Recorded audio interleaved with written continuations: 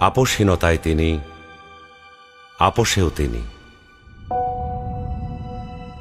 বাংলাদেশের রাজনীতিতে তিনি এক নিঃসঙ্গ শেরপা।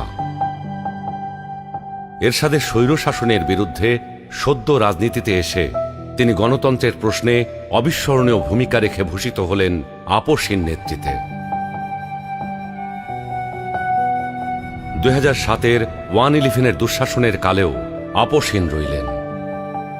নিজের এবং সন্তানদের নিরাপদ জীবনের প্রতিশ্রুতির বিনিময়ে গণতন্ত্রহীনতাকে মেনে নিলেন না।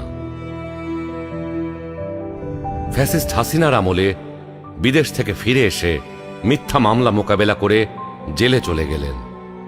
তবুও আধিপত্যবাদী রাজনীতির সাথে আপোষ করলেন না, হয়ে উঠলেন ফ্যাসিস্ট শাসন বিরোধী লড়াইয়ের অনন্ত প্রেরণা। তবে কি তিনি কখনোই আপোষ করেননি? অবশ্যই করেছেন।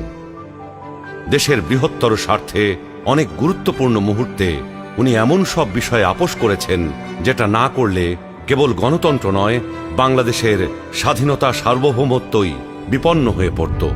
91 সালে তার পছন্দের প্রেসিডেন্সিয়াল পদ্ধতি ছেড়ে সংসদীয় পদ্ধতিতে চলে গেলেন বৃহত্তর রাজনৈতিক সমঝোতার স্বার্থে। বিরোধী দলের দাবির প্রতি শ্রদ্ধা জানাতে 96 সালে নির্বাচন করে অল্প কয়েকদিনের জন্য সংসদ অধিবেশনে বসেন। বসে তত্ত্বাবধায়ক সরকার সংবিধানে যুক্ত করে ক্ষমতা ছেড়ে নির্বাচন দিয়ে বিরোধী দলে গিয়ে বসেন।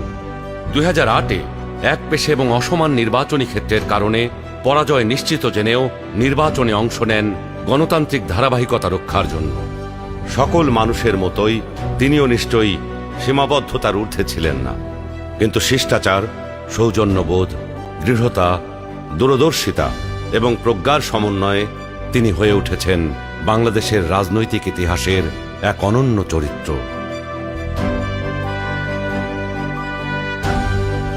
তিনি বেগম খালেদা জিয়া।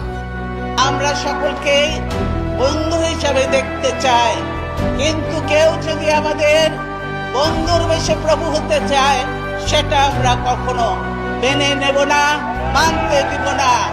কারো প্রভুত্ব বাংলাদেশের জনগণ স্বীকার করবে না।